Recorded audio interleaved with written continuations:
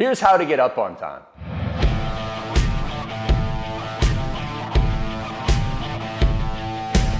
Everybody wants to get up earlier, so do you want to tell them how to do it? Let's do it. All right, so the first thing, if you want to get up early, is you have to get to bed on time. Yep. Okay, so what is the secret for getting to bed on time? Should people eat really late and then watch a lot of TV? Is that going to be helpful? I don't think so.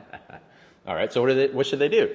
So they need to have a cutoff time. They need to know exactly what time they're going to bed every single night if getting up early in the morning is important to you. Yeah, absolutely. And so you need to also use something called a reverse alarm. A reverse alarm is something that you just set on your phone. It goes off an hour before bed, and then you turn off all the electronics. What do we turn off? What show are we watching?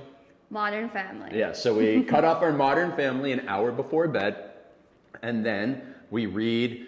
You can take a bath. Obviously, we talk to each other a lot. We plan the next day. You could make your lunches. You can spend time with your kids. You can only do old school activities. You could do meditation. You could do journaling, but you can't use your electronics because electronics, first of all, they stimulate your mind.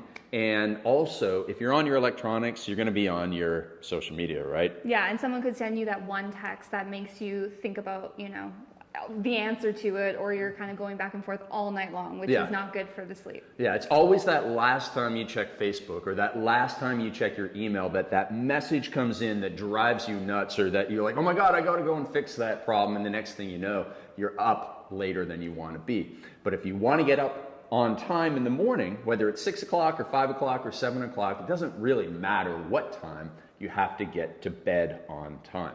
Now, another thing that I teach in my book, The Perfect Day Formula, is the 10-3-2-1-0 formula. And so 10 hours before bed, you have to stop. Caffeine. Yes, stop. I was doing a test. Yeah, so you need to stop your caffeine intake because your caffeine stays in the blood for a long time. And what caffeine does is it stimulates alertness in you, as you all know. And for most people, 10 hours is a good rule of thumb. For some people like me, it's about 12 or 13 hours before bed. What about you? You can have a coffee at like 8 o'clock at night and still fall asleep. Yeah, I'm not really affected that much by caffeine. I mean, I need a lot to do a lot. Yeah. So for me, a couple hours. Okay.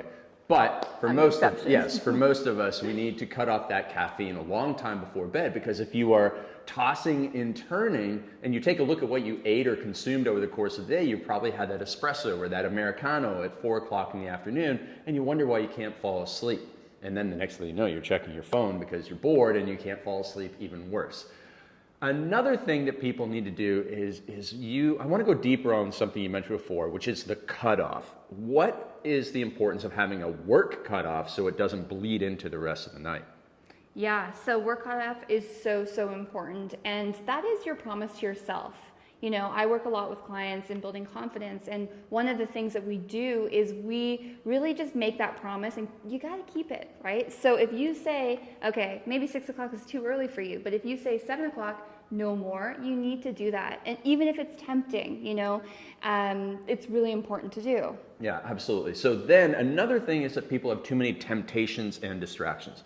So I'm not talking about checking your phone right up until bedtime, but just in terms of losing your evening. Like some people go down the YouTube rabbit hole and the next thing you know, they've watched 4 hours of YouTube videos, or they binge watch Netflix, or they drink too much. They, 1 glass of wine turns into 4 glasses of wine. What are your tips for helping people kick those distractions to the curb so that they can stay true to their goal of getting to bed on time so they can get up on time and have success in their life? You need to have someone that holds you accountable, and you need to have things taken away from you. You need to have, what's that word? Consequences. Consequences. Yes. You need to have consequences, because if you don't have consequences, you can just do whatever you want. Oh, I feel like having another glass of wine, or I feel like watching a few more shows because, it's so juicy and I want to know the rest of it, right?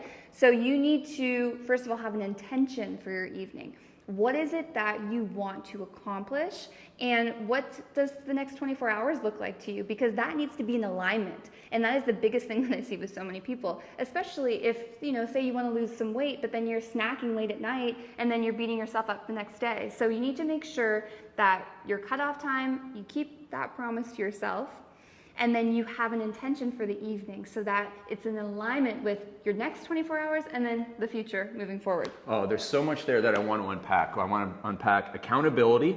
I want to unpack planning and preparation, and then I want to unpack the big why, because those are all so connected. So you're a coach and you provide accountability to business owners to get more done in their business and do the right things. What about on the personal side of things? Where should someone go for accountability? Do they need a personal trainer or a nutrition coach or just a friend that they check in with so they stay on track for these habits that get them to bed on time?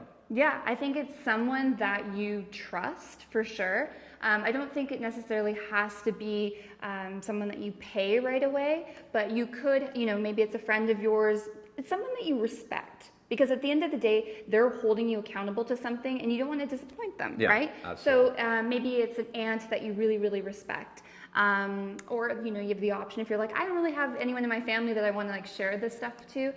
Coaches are great. And then whatever your focus is, I think one of the biggest things that people try to do is they try to do everything at once. No, pick what you want to focus on. If you want to focus on your health and fitness, hire the people for health and fitness. If you want to focus on growing your business, hire the people for that. So, having somebody who you really, really respect is important.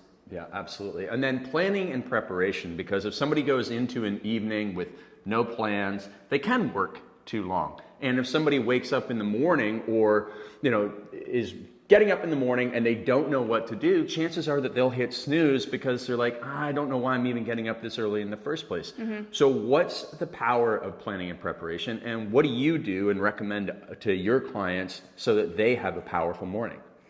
You need to know what exactly you're doing. So say you want to get up in the morning and you want to write. You want to write for an hour, let's call it. You need to know what you want to write about. You can't just, because you go to bed super inspired, that's great, but inspiration comes and goes. So you need to have a formula that you're going to follow for what's important to you. So say, you're jotting down some headlines or some, bullet points of things so that when you get up in the morning, the flow of the writing is just going to go so much better because you have that skeleton already done for you, right? Yeah, absolutely. Because I've written 3 books. And I wrote them sometimes 15 minutes at a time because the night before I had written down 3 bullet points that allowed me to wake up and crank out the content. But for years before that, before I actually became successful at it, I would wake up in the morning with intentions, but I would open up my computer and there'd be this blank screen staring at me. And so using Michelle's tip of doing a little bit of planning and preparation specifically about what you want to get out was a game changer for me. It saves so much time too, because you could just be thinking of I don't know how to start this, for 15 minutes before you even get into it. Absolutely. And then the next thing you know, it drags on and your day goes on longer and you don't get to bed on time, which is one of the secrets to getting up at 6 o'clock in the morning or whenever you want. So the last thing might actually be the most important thing, which is that big why, the vision, the alignment, doing things in the right way for your future that will get anybody's butt out of bed and fired up if they have it in the right place. So how do you help people figure out their big why, their mission, their vision that inspires them to get up on time every single day? So when I work with clients, when I talk to people and they're just like, yeah, I'm sleeping in, I'm hitting snooze, I'm doing all this stuff, that's a deeper issue. Yeah. That's a deeper issue that you're going through. There's a lot of things internally going on with you that are in alignment. Something is in your gut that's telling you something. So it's important to recognize that. If you're just like, this is the way I've been and that's just how it is, okay, great. But if you want more for yourself, if you want more for your future, you need to really look into that. So really knowing your why, your purpose. Man, when I get a new project or I'm excited about something, I cannot wait to get out of bed in the morning. And so it's knowing that, what it is that you're doing is purposeful and you really love what you do is so, so important. Yeah, I can tell when you're in that phase because it's like, I didn't need my alarm today. You're up at 4:20 or 4:25 instead of 4:30 on the alarm. Yeah. Eye mask or earplugs? Yes or no? Yay or nay? Yay. Yes, absolutely. And why do you need your earplugs? Because of the barking dog outside. And what about? No, you don't snore that much. Okay. You're okay. All right. Well, thank you. I just flip you over on your side. There He's you on go. his back. That's a bad thing. Yeah, that's right. And I'm a big eye mask fan. So I know it's like really earplugs and eye mask, they will change your life when it comes to getting a good night's sleep. Another tip, going to bed at the same time every night, getting up at the same time every morning. And then actually, I think I forgot to finish the 10-3-2-1-0 formula. So it was the 10 hours caffeine, 3 hours before bed, no more heavy meals, right? 2 hours before bed, cut off all work. An hour before bed, we hit that reverse alarm. And what do people do when we hit that reverse alarm? What do they do? No, they got to cut off all the electronics, they got to cut off all right? the electronics. That's right. They got to shut down the Modern Family. Yeah, unfortunately. Yeah. Such a good show. Absolutely. All right, so just those little tips will allow you to get up on time. And yeah, sure, we call this how to get up at 6 a.m., but it's not about 6 a.m. or the 5 a.m. club or the 4 a.m. club or the 7 a.m. club. It's just about getting up every single day on time with fire in your belly to go out there and achieve your mission and crush your day. Anything else you want to add there, or do you think we locked that one up pretty tight? I think we did a good job. Let us know what you think. Let us know if you're going to try getting up at 6 a.m. Oh yeah, drop it in the comments below. Let us know how this helped you, and then watch the next video that will help you plan and prepare your days to dominate in business and in life.